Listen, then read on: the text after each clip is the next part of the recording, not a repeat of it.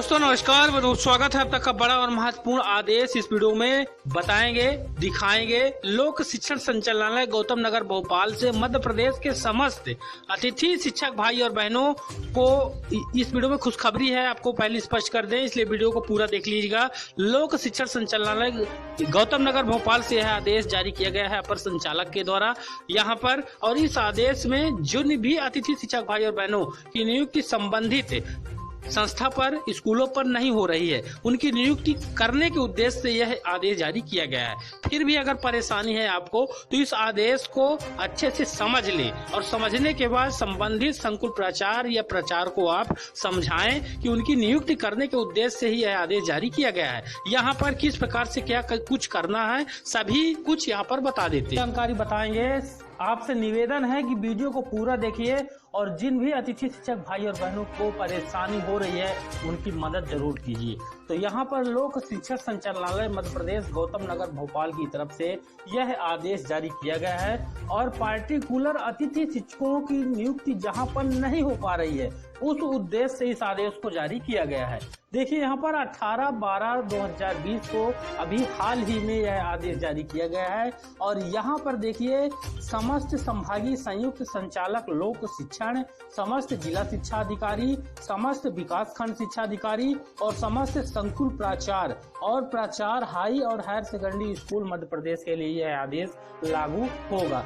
बहुत से प्राचार्य यहाँ पर एक स्पष्ट कर दे एक बात जो कि हमारे अतिथि शिक्षक भाई और बहनों के लिए बहुत ही जरूरी है कि आदेश लोक शिक्षण से जारी होने के बाद संबंधित संस्था प्रमुख यानी प्राचार्य और संकुल प्राचार्यों के द्वारा एक बहाना बनाया जाता है कि उनके जिले के जिला शिक्षा अधिकारी यानी डीओ ने अभी तक इस आदेश को डिस्पैच नहीं किया। तो यहाँ पर बता दें कि लोक शिक्षण से जितने भी आदेश जारी होते हैं तो वहाँ पर जिनका नाम लिखा हुआ है वह डिस्पैच करने की जरूरत नहीं है, वह उनके लिए लोक शिक्षण से ही जारी कर रहे हैं। तो यहाँ पर आप देख सकते हैं समस्त संकुल प्राचार्य हाई और हायर सेकेंडरी प्राचार्यों के लिए भी है और संकुल प्राचार्यों के लिए। इसलिए जिला शिक्षा अधिकारी अगर डिस्पैच नहीं करते हैं तो भी यह आदेश जो है तो मान्य होना चाहिए और मान्य करना पड़ेगा उनको। ठीक, अब बात करते हैं इस आदेश में जो दिए हुए हैं। देखिए यहाँ पर हाई और हायर सेकेंडरी विद्यालयों में रिक्तियों की जानकारी विमर्श पोर्टल पर आवेदन करने विषय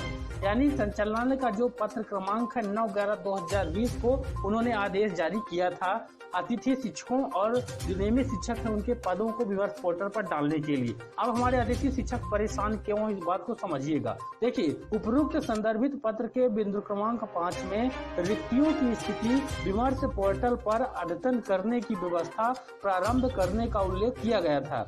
उक्त निर्देशों के अनुक्रम में विमर्श पोर्टल पर व्यवस्था प्रारंभ की जा चुकी है।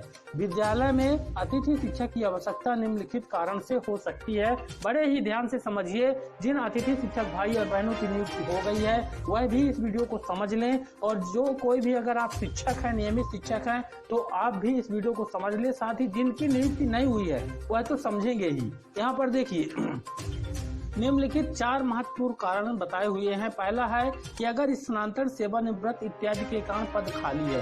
दूसरा है अगर लघु अवधि के लिए प्रशिक्षण या अवकाश के कारण कोई महिला नियमित शिक्षक या पुरुष शिक्षक अगर स्कूल से छुट्टी ले लेता है 2 महीने 3 महीने मतलब 7 दिन के से ज्यादा का अगर वहाँ पर छुट्टी होती है नियमित शिक्षक की तो वहाँ पर अतिथि शिक्षक रख सकते हैं। फिर विषय का कोई शिक्षक नहीं है इसके लिए। अधिक नामांकन वाले विद्यालयों में औसत उपस्थिति 80% या उससे अधिक की जहाँ है तो वहाँ पर 1-2 अतिथि शिक्षक की आवश्यकता पड़ेगी। एक तो रखना ही है, उसके अलावा 2 80% अगर उपस्थिति है या उससे ज्यादा तो 2 होगी। आप देखिए वह किस प्रकार से पद बढ़ा सकते हैं। देखिए उक्त बिंदुओं पर जानकारी को अद्यतन करने के पूर्व विमर्श पोर्टल में शिक्षकों की जानकारी के मॉड्यूल को अद्यतन करते हुए, यहाँ पर ध्यान दीजिए कहाँ पर जानकारी को अपडेट करना है, विमर्श पोर्टल में शिक्षकों की जानकारी के मॉड्यूल को अद्यतन करते हुए लॉक करना है। यहाँ पर ध्यान दें, विमर्श पोर्टल पर जानकारी फीड करके लॉक करना है और लॉक करने के उपरांत ही अतिथि शिक्षक से संबंधित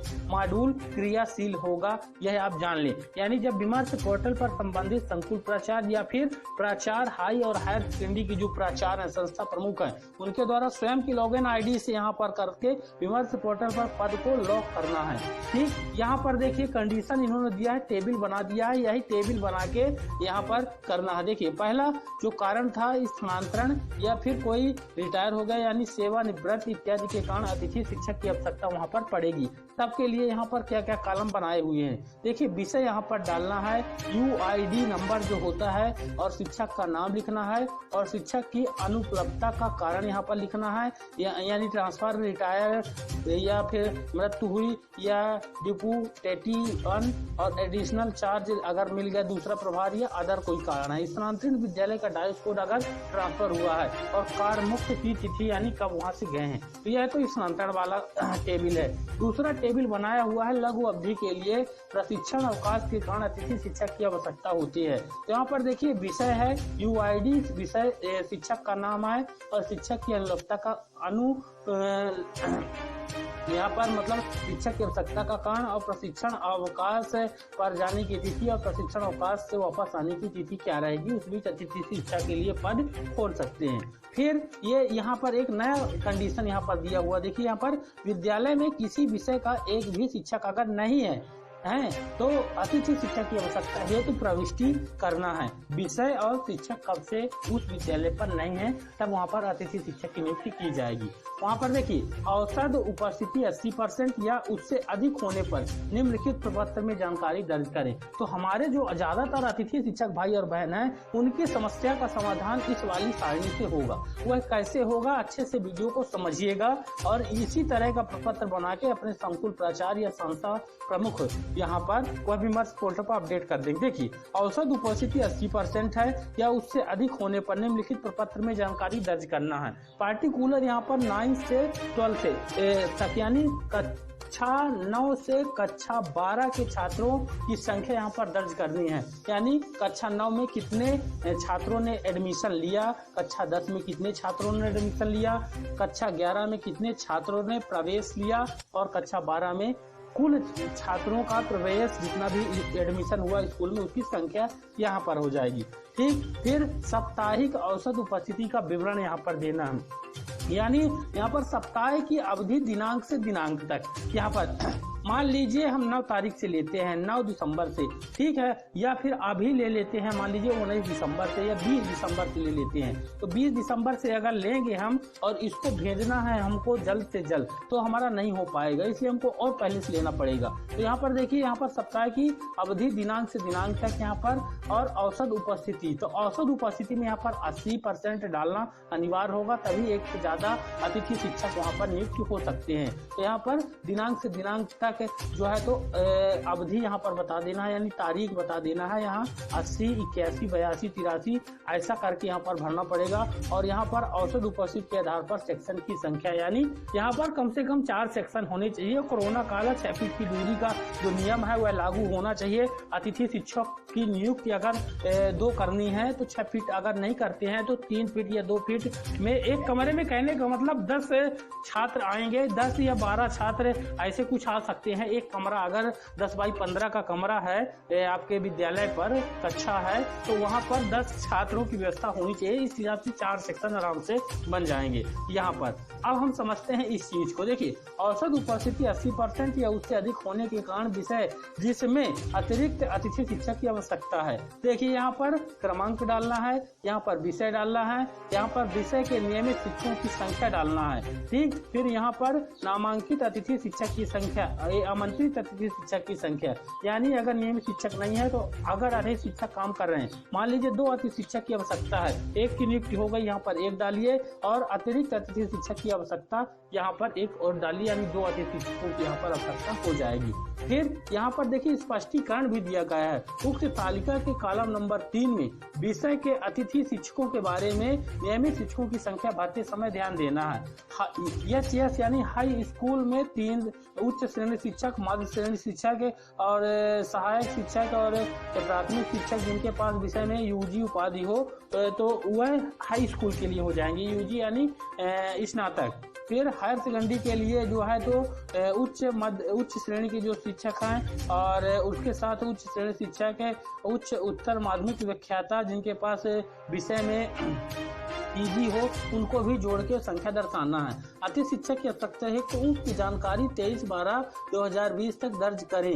विद्यालय द्वारा दर्ज जानकारी के यहाँ पर तारीख ध्यान रखिए, 23/12/2020 का यहाँ पर जिक्र किया गया है। परीक्षण उपरांत उस विषय का रिक्त पद विमर्श पोर्टल पर प्रदर्शित किया जाएगा। रिक्त विमर्श पोर्टल पर प्रदर्शित होने के उपरांत संचालनालय के निर्देश दिनांक 28/11/2020 के अनुसार अतिथि शिक्षकों को आमंत्रित करना है। 28/11/2020 के अनुसार, लेकिन यहाँ पर 23 के पहले ही आपका जो ये प्रपत्र है वो भर के भेज देना चाहिए। यह आदेश महत्वपूर्ण आदेश है और इसको जारी किया गया है डॉक्टर कामना आचार्य, जो कि लोक शिक्षण की अपर संचालक है लोक शिक्षण मध्य प्रदेश की तरफ से।